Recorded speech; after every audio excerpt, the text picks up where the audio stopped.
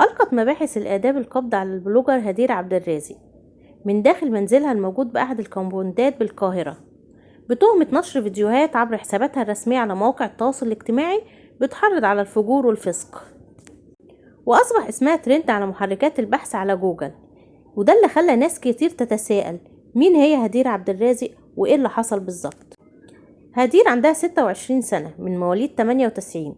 بدأت بلوجر لنشر فيديوهات منتجات تجميل وعناية بالبشرة والشعر، وبعد كده اتحولت لملابس بطريقة ملفتة.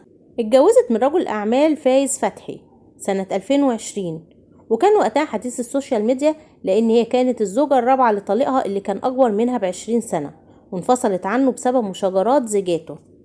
وبعد كده ابتدت تظهر مع شاب بيصغرها في السن اسمه حمدي عاشور، بيتابعها 82 ألف على الفيسبوك، ويتابعها 366 ألف على الانستجرام، وبيتابعها 1,200,000 ألف على التيك توك.